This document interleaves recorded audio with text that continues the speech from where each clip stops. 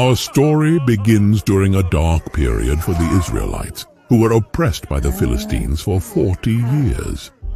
In the town of Zorah, there lived a man named Manoah from the tribe of Dan. Manoah's wife was barren and had no children. One day the angel of the Lord appeared to her and said, "You are barren and childless, but you are going to become pregnant and give birth to a son. Now see to it that you drink no wine or other fermented drink, and that you do not eat anything unclean. You will become pregnant and have a son whose head is never to be touched by a razor, because the boy is to be a Nazirite, dedicated to God from the womb. He will take the lead in delivering Israel from the hands of the Philistines." Excited and amazed, the woman ran to tell her husband about the angel's message. Manoah prayed to the Lord, asking him to send the angel again to teach them how to bring up the boy. God heard Manoah's prayer, and the angel returned. Manoah asked the angel, "When your words are fulfilled, what is to be the rule that governs the boy's life and work?" The angel reiterated the instructions. Manoah's wife must do all that he had commanded her. Soon after, Manoah's wife gave birth to a son, and they named him Samson. As Samson grew, the Lord blessed him, and the Spirit of the Lord began to stir him while he was in Mahaneh-dan, between Zorah and Eshtaol. As a young man, Samson went down to Timnah, where he saw a Philistine woman. He returned home and told his parents, "I have seen a Philistine woman in Timnah. Now get her for me as my wife." His parents were dismayed that he wanted to marry a Philistine, asking, "Isn't there an acceptable woman among your relatives or among all our people?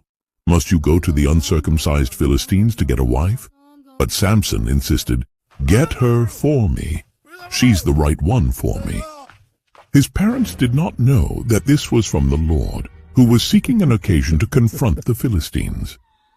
On his way to Timnah, Samson encountered a young lion. The forest was dense and the path narrow when suddenly a roar pierced the air. A young lion, fierce and wild, charged at Samson. The Spirit of the Lord came powerfully upon him, and with a surge of divine strength, Samson tore the lion apart with his bare hands, as one might tear a young goat. The carcass of the lion lay in pieces, a testament to Samson's incredible strength. But he told neither his father nor his mother what he had done. Later, when he returned to marry the woman, he turned aside to look at the lion's carcass. In it he saw a swarm of bees and some honey. He scooped out the honey with his hands and ate it as he went along. When he rejoined his parents, he gave them some, and they too ate it. But he did not tell them that he had taken the honey from the lion's carcass. At the wedding feast in Timnah, Samson proposed a riddle to his 30 Philistine companions. "Let me tell you a riddle," Samson said to them. "If you can give me the answer within the 7 days of the feast, I will give you 30 linen garments and 30 sets of clothes. If you can't tell me the answer, you must give me 30 linen garments and 30 sets of clothes." "Tell us your riddle," they said. "Let's hear it." He replied, "Out of the eater, something to eat. Out of the strong, something sweet." For 3 days they could not give the answer. On the 4th day they said to Samson's wife, "Coax your husband into explaining the riddle for us, or we will burn you and your father's household to death.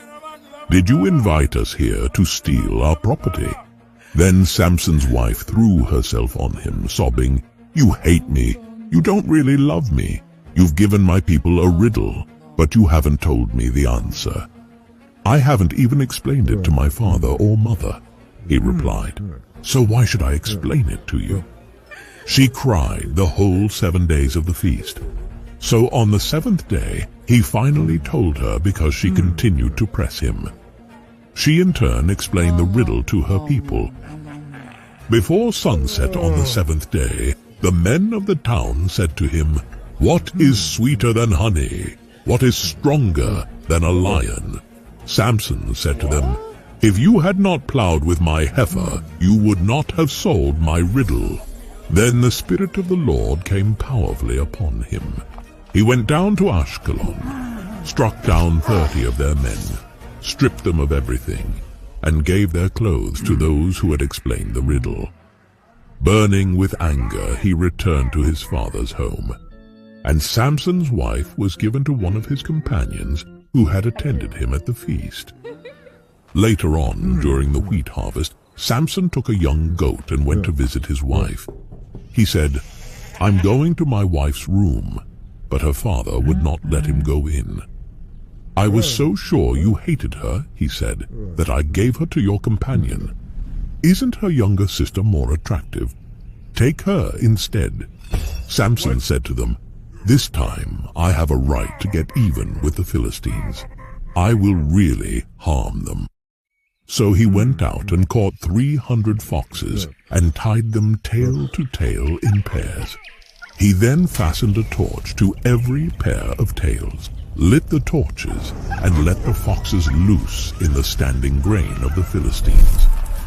Fields were ablaze, the smell of burning crops filled the air, and the cries of the Philistines echoed as their livelihood went up in flames.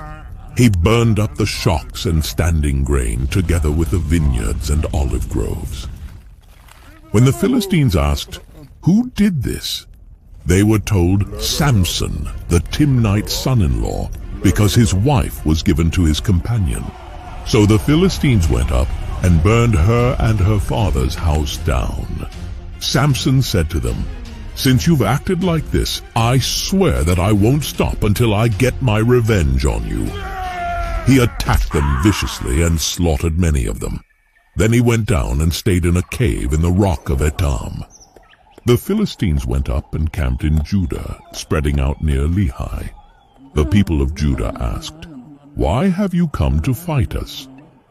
"We have come to take Samson prisoner," they answered, "to do to him as he did to us." Then 3,000 men from Judah went down to the cave in the rock of Etam and said to Samson, "Don't you realize that the Philistines are rulers over us? What have you done to us?" He answered, "I merely did to them what they did to me." They said to him, "We've come to tie you up and hand you over to the Philistines."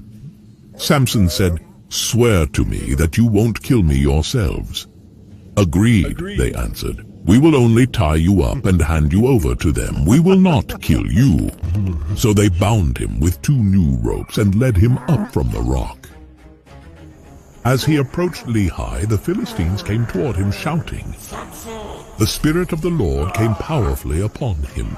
The ropes on his arms became like charred flax, and the bindings dropped from his hands. Finding a fresh jawbone of a donkey, he grabbed it and struck down 1,000 men. The ground was littered with the fallen, Samson standing tall, bloodied, but victorious, the jawbone clutched in his hand. Then Samson said, "With a donkey's jawbone I have made donkeys of them. With a donkey's jawbone I have killed 1,000 men." When he finished speaking, he threw away the jawbone, and the place was called Ramath Lehi. Because he was very thirsty, he cried out to the Lord, "You have given your servant this great victory. Must I now die of thirst and fall into the hands of the uncircumcised?" Then God opened up the hollow place in Lehi, and water came out of it. When Samson drank, his strength returned, and he revived. So the spring was called En-Hakkore, and it is still there in Lehi. One day, Samson went to Gaza, where he saw a beautiful woman. He went in to spend the night with her. The people of Gaza were told, "Samson is here." So they surrounded the place and lay in wait for him all night at the city gate. They made no move during the night, saying, At dawn we'll kill him." But Samson lay there only until the middle of the night. Then he got up and took hold of the doors of the city gate, together with the 2 posts, and tore them loose, bar and all. He lifted them to his shoulders and carried them to the top of the hill that faces Hebron. The sheer power required to uproot and carry city gates was a display of Samson's incredible strength and defiance. Some time later, he fell in love with a woman in the valley of Sorek, whose name was Dalilah. The rulers of the Philistines went to her and said, "See if you can lure him into showing you the secret of his great strength, and how we can overpower him so we may tie him up and subdue him. Each one of us will give you 1,100 shekels of silver." So Dalilah said to Samson, "Tell me the secret of your great strength and how you can be tied up and subdued."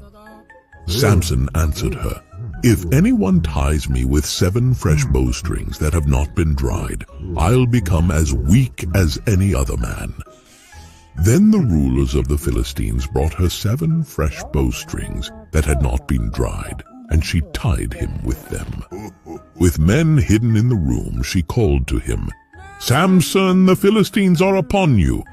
But he snapped the bowstrings as easily as a piece of string snaps when it comes close to a flame. Then Dalilah said to Samson, "You have made a fool of me. You lied to me. Come now, tell me how you can be tied." He replied, "If you weave the 7 braids of my head into the fabric on the loom and tighten it with the pin, I'll become as weak as any other man." So while he was sleeping, Dalilah took the 7 braids of his head, wove them into the fabric, and tightened it with the pin. Again she called to him, "Samson, the Philistines are upon you." He awoke from his sleep and pulled up the pin and the loom with the fabric. Then she said to him, "How can you say I love you when you won't confide in me? This is the 3rd time you have made a fool of me, and haven't told me the secret of your great strength." With such nagging she prodded him day after day until he was sick to death of it. So he told her everything. "No razor has ever been used on my hair," he said, "because I have been a Nazirite dedicated to God from my mother's womb. If my head were shaved, my strength would leave me, and I would become as weak as any other man." When Dalilah saw that he had told her everything, she sent word to the rulers of the Philistines, "Come back once more. He has told me everything." So the rulers of the Philistines returned with the silver in their hands. After putting him to sleep on her lap, she called for someone to shave off the 7 braids of his hair, and so began to subdue him, and his strength left him. Then she called, "Samson, the Philistines are upon you." He awoke from his sleep and thought, "I'll go out as before and shake myself free." But he did not know that the Lord had left him. Then the Philistines seized him, gouged out his eyes, and took him down to Gaza. Binding him with bronze shackles, they set him to grinding grain in the prison. But the hair on his head began to grow again after it had been shaved. Now the rulers of the Philistines assembled to offer a great sacrifice to Dagon, their god, and to celebrate, saying, "Our God has delivered Samson, our enemy, into our hands." When the people saw him, they praised their God, saying, "Our God has delivered our enemy into our hands, the one who laid waste our land and multiplied our slain." While they were in high spirits, they shouted, "Bring out Samson to entertain us," and he performed for them.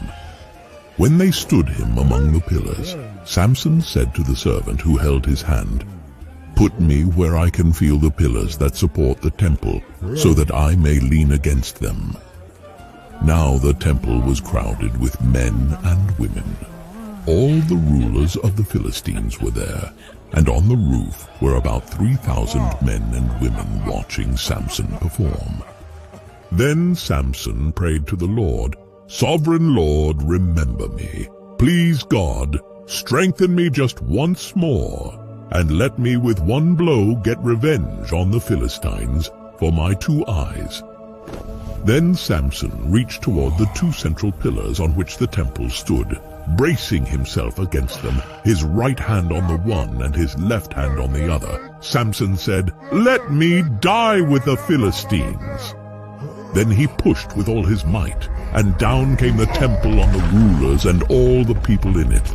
The ground shook, the walls crumbled, and the cries of the Philistines filled the air as the temple collapsed. Thus he killed many more when he died than while he lived. Then his brothers and his father's whole family went down to get him.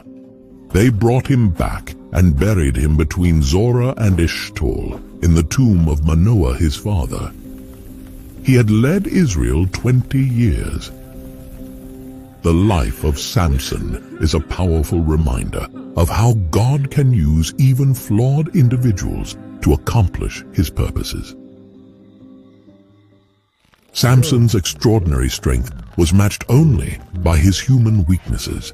Yet, in the end, he fulfilled his divine mission. Through his life, we learn about the importance of faith, the dangers of temptation, and the ultimate sovereignty of God's will. Do you want your children and other families around the world to learn the Bible through animated movies? Then here's your chance to help make that happen. Our vision is to create full-length Bible movies that tell all the stories leading to Jesus, something mainstream media like Disney would never do. All of our content is free and available on YouTube, but ad revenue alone is not enough to support our mission. By joining our community on Patreon, we can together create these incredible films and spread the Bible stories to the next generation. In return, we offer you exclusive perks for your entire family. Thank you for being a part of this amazing mission. If you enjoyed this video, please subscribe to our channel and press the bell for notifications of our newest videos. Make sure to like the video, comment your thoughts, and share it with your friends and family. Thank you for watching.